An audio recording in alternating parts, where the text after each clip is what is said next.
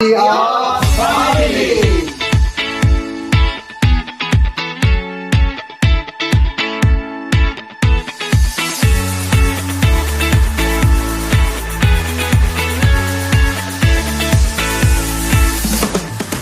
Hello everyone. Hello. I'm Diane from China. Hello everybody. This is our boss, Lee, our Newbit brand boss. Yeah, and me, Diane, and my boss, Lee, come to Iran, our biggest Iran agent shop. And we would like to say the customer about the comment about our Newbit products. And now we invite our shop seller. Yes, our brother, Salam. Hello. Can you give us some introduction about Newbit products?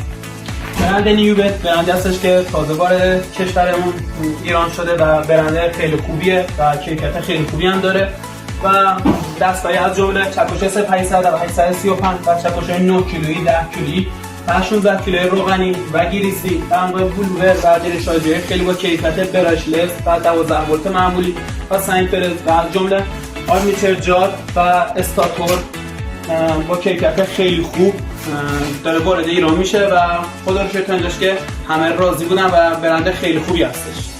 The shop Newbit agent shop manager would like to say something about Newbit product selling. Hello manager. سلام. دستگاه نیوبت و دستگاه با کیفیت خوب از جمله شارژیا، چکش‌های 810 402 و قطعات آرمیچر و استاتور برند خیلی خوبیه مارک نیوبیت. Okay, so thank you so much for our manager and our shop seller about Newbit comments. And now we would like to invite our Newbit agent, the big boss, Hamza and Hussein, to say about Newbit future planning. Okay?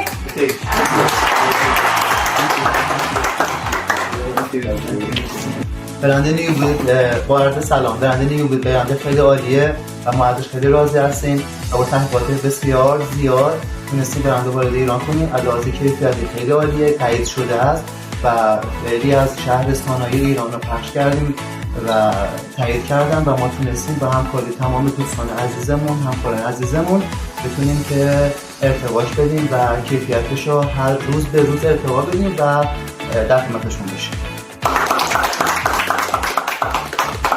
ما همینجور ما سعی کردیم به اصطلاح بهترین قیمت و بهترین کیفیت رو به اصطلاح در نظر بگیریم و مشتری هم از قیمت راضی باشه و هم از کیفیت و این دو مسئله مهمیه در فروش ابزار در ایران مخصوصا و ما سعی کردیم دو تا رو رعایت کنیم. نکته اصلی که خدمتتون عرض کنم، مهمترین چیزی که داره پشتیبانی قطعات.